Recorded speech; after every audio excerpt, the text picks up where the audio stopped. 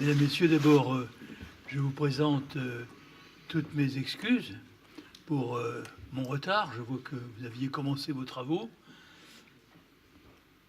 Ma situation n'est pas facile parce que je ne sais pas du tout ce qu'a dit M. Régnier. Je ne sais pas du tout ce qu'on me demande d'ailleurs. Simplement de vous parler en quelques mots de l'émir Abdelkader, étant donné qu'il y a une table ronde composée d'hommes et de femmes éminents qui pourront vous en parler mieux que moi. Pourtant, l'émir Abdelkader est pour moi une figure familière depuis longtemps, depuis que je me suis intéressé à l'Algérie, c'est-à-dire depuis presque un demi-siècle. Et je connais, pour autant qu'on puisse dire qu'on connaît une personnalité aussi exceptionnelle que celle d'Abdelkader, qui était à la fois un philosophe, un savant, un mystique, un homme d'État, un stratège, un visionnaire, un homme, on peut le dire, à tous les égards complet, que rien a priori ne prédestinait au destin qui a été le sien. Chacun sait qu'il était né dans une famille religieuse, de noblesse religieuse, et qu'il avait été très tôt initié à Ibn Arabi, à d'autres auteurs, Ibn Khaldoun, que c'était un homme donc de très grande culture, qui nous renseigne sur ce qu'était l'Algérie avant la colonisation. Mais je dirais qu'avant tout, c'est un homme qui appartient à l'histoire universelle. Et il appartient à l'histoire de France autant qu'à l'histoire de l'Algérie. Il est une personnalité tout à fait emblématique, respectée de son vivant même, reconnue comme un symbole de la grandeur humaine par ses adversaires eux-mêmes. Les officiers généraux français qui le côtoyaient étaient pénétrés de sa noblesse, de son humanité, et même le général Bugeaud, il n'était pas encore maréchal, pour le décrire, disait que il ressemblait étonnamment à Jésus-Christ. C'était la comparaison qui lui venait à l'esprit. Et d'ailleurs, beaucoup de ceux qui l'ont approché à ce moment-là, car vous le savez, dans la guerre de conquête, il y a eu des étapes. La France ne savait pas très bien ce qu'elle voulait faire en réalité. Il y avait quelque chose d'un peu aléatoire dans le débarquement des soldats du maréchal de Bourmont. C'était un des derniers actes du roi Charles X. Et la France n'a pas su pendant longtemps ce qu'elle ferait en Algérie. L'a-t-elle jamais su? Je n'en suis pas certain.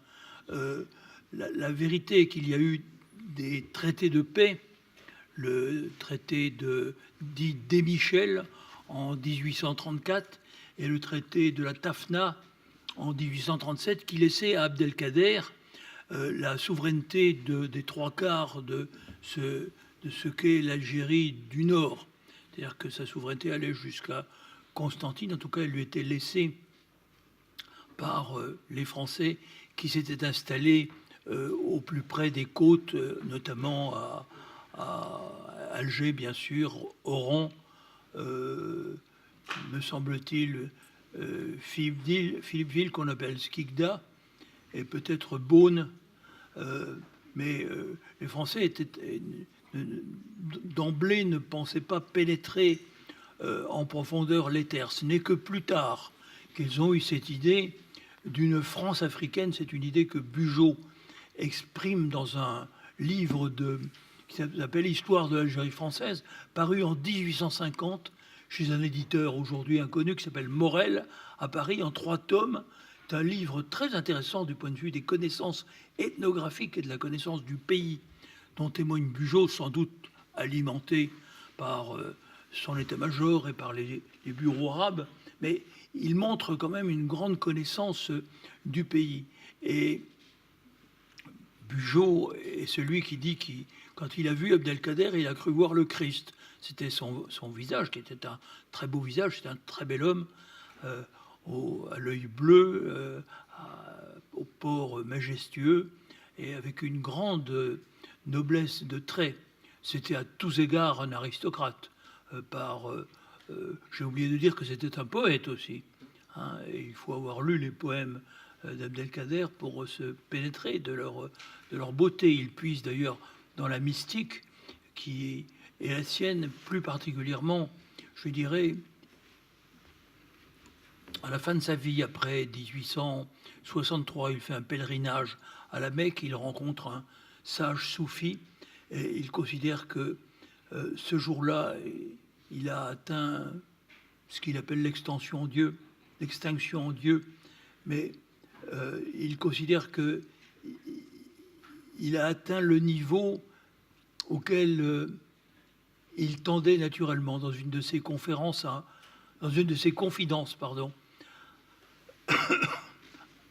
un évêque, l'évêque Dupuche. Ça se passe peu de temps après sa reddition, en 1848. Il dit qu'il a toujours aspiré à être un homme d'études et qu'il aspire à être un homme d'études et de prière, ce à quoi il avait toujours tendu. Je pense que si on veut comprendre Abdelkader, c'est cela qui me paraît le plus important. D'ailleurs, certains orientalistes français, comme Bruno Etienne, mort il y a déjà longtemps, ont écrit sur Abdelkader des livres qui sont plus le récit d'un parcours initiatique que de son histoire terrestre. C'est-à-dire qu'ils mettent plus l'accent sur la démarche spirituelle d'Abdelkader que sur ses réalisations pourtant éblouissantes sur le plan militaire et étatique, parce qu'il fonde réellement un État, il lui donne une capitale, Takdem, je crois, hein, il crée une armée qui, jusqu'à un certain moment, compte plus de 60 000 hommes, ce qui implique quand même des infrastructures, une logistique. Il crée une monnaie, il a une diplomatie, il a ses relais, il s'appuie un peu sur l'Angleterre, qui n'est pas fâchée de compliquer la tâche des Français. D'ailleurs, quand on lit Bugeaud, je reviens au livre de Bugeaud, on voit que pour Bugeaud, qui avait été caporal à Austerlitz et qui avait fait les guerres d'Espagne, l'Algérie n'était que la suite des guerres napoléoniennes. C'était une façon d'illustrer le traité de Tilsit, traité secret signé par Talleyrand du côté français avec l'empereur Alexandre Ier, où il se partage l'Empire ottoman. Tout ce qui est à l'est du Bosphore reviendrait aux Russes, tout ce qui serait à l'ouest reviendrait aux Français. Et Bugeaud est dans cet état d'esprit, considère que les Français sont en Algérie pour éviter que les Anglais ne s'emparent de l'Algérie. Il est là pour devancer les Anglais. C'est sa vision stratégique, si je puis dire. D'ailleurs, il a une vision, parce qu'il pense qu'à travers l'Algérie, on touchera l'Afrique noire et qu'on pourra faire une grande France africaine. Il va même jusqu'à dire qu'on pourra créer une nationalité unique avec les Français et les Arabes, ceux-ci régénérant les colons. Je ne l'ai pas inventé, je l'ai lu. Et donc, Bugeaud, qui évidemment n'avait pas la qualité morale, éthique d'Abdelkader, est quand même saisi d'admiration par Abdelkader, et je crois que tous ceux qui l'ont rencontré ensuite en Algérie, le duc d'Aumale, mais d'autres encore, enfin il y avait des Français y compris dans son entourage, mais ceux qui l'ont rencontré en France, je pense en particulier aux généraux français qui avaient reçu sa reddition, j'oublie son nom, mais ça n'est pas très grave, surtout Napoléon III, qui va le faire libérer après 5 ans de captivité, dont il fait une retraite spirituelle.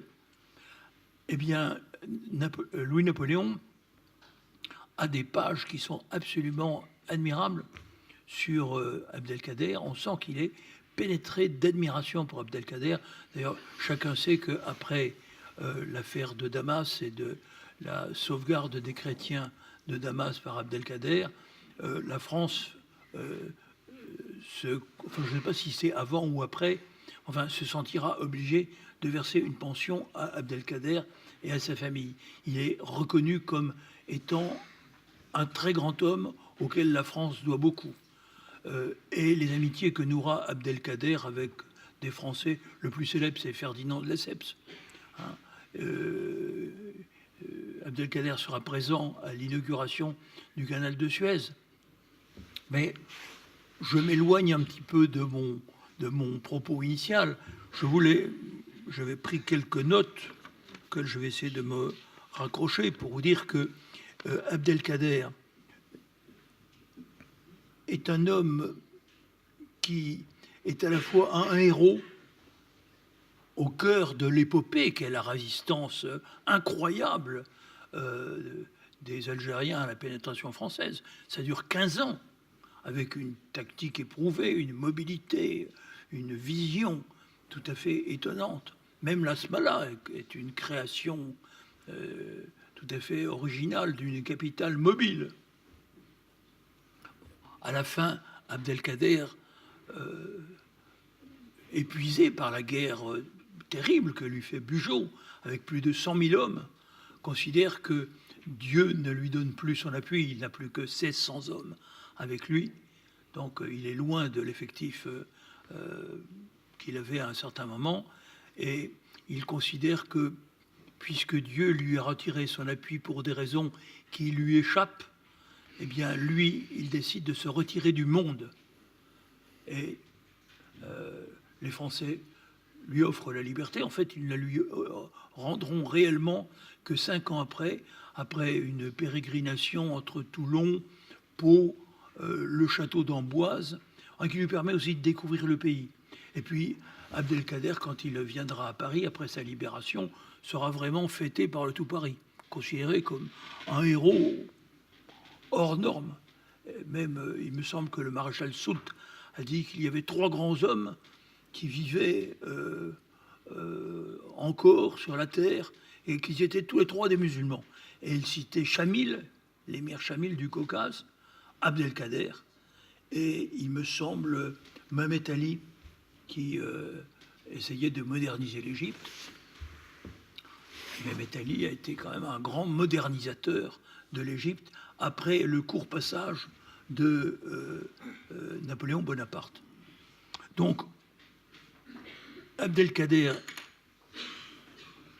est admirable par son épopée, admirable aussi par son parcours spirituel, par cette figure du renoncement qu'il incarne et qui fait de lui ce qu'on appellerait un saint, bien qu'en islam on ne parle pas de saint, bien évidemment, mais dans la religion catholique et puis dans l'expression populaire, on voit bien ce que ça veut dire. C'était quand même un homme tout à fait extraordinaire.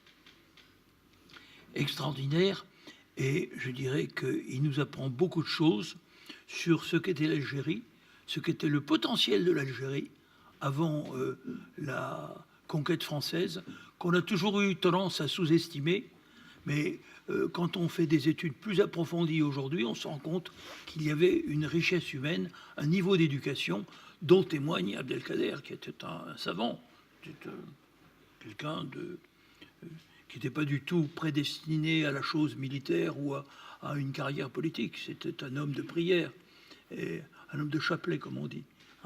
Mais les choses en ont décidé autrement.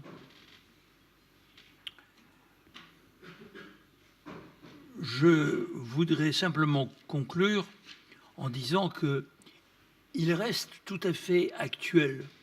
D'abord parce que la grandeur appartient à tous les temps, et parce qu'il montre que, en pieux musulman qu'il était, il était aussi, et peut-être même d'abord et avant tout, un homme qui savait compatir aux souffrances des autres, quelle que fut leur religion. On sait qu'il a traité très humainement les prisonniers français qui ont été faits par les Algériens pendant la guerre de conquête, qu'il a préservé et libéré les chrétiens de Syrie. C'était toujours un homme d'une très grande ouverture d'esprit qui concevait en musulman l'unicité de Dieu et le fait que, comme on dirait aujourd'hui dans le dialogue interreligieux, dont je ne suis pas vraiment un spécialiste, hein, je me borne à expliquer ce qu'est la laïcité, qui permet, je dirais, la manifestation de la religion et de la foi, bien évidemment, qui n'a pas du tout comme signification l'agnosticisme ou l'athéisme. Ça, c'est une vision absurde. Hein. Mais je me bornerai donc à dire que pour Abdelkader, le Dieu des chrétiens, le Dieu des juifs, le Dieu des musulmans était le même Dieu, et qu'il avait une vision qui réconciliait non seulement les gens du livre, mais je pense que c'était un homme assez profondément humain. Et il l'a montré ensuite, sans que je veuille m'étendre sur cette question. Et il est la bonne réponse, je pense, aux défis auxquels nous sommes affrontés, parce qu'il y a aussi une version de l'islam binaire, manichéenne, sectaire, qui peut entraîner aux pires dérives. Ce n'est pas du tout la conception d'Abdelkader. Abdelkader, alors, la mystique soufie qu'il a rencontrée tôt, probablement de la, comme on appelle ça, la Qadaria, c'est la confrérie Qadaria, mais qu'il a aussi rencontré à travers un mystique soufi à la Mecque, qu'il a initié dans la grotte de l'Aïra, là où le prophète avait lui-même connu sa révélation. Je pense que chez Abdelkader, il y a une conception de l'islam très élevée, très remarquable, très séduisante. Je ne veux pas en dire beaucoup plus.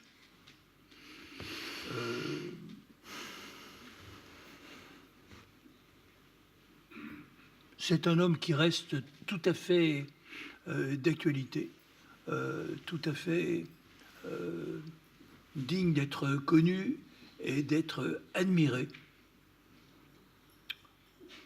Comme président de la Fondation de l'Islam de France, j'ai son portrait dans mon bureau, hein, en face de celui de Jacques Berck, dont je m'inspire, mais enfin dont j'essaye de m'inspirer, hein, ce serait plus juste. Mais il y a le portrait de Jacques Berck, et j'ai également fait reproduire quelques soldats algériens de l'époque, car dans son armée, il y avait un uniforme, il avait organisé parfaitement l'infanterie, la cavalerie, l'artillerie, il y avait des grades, il y avait une logistique, il y avait toute une capacité de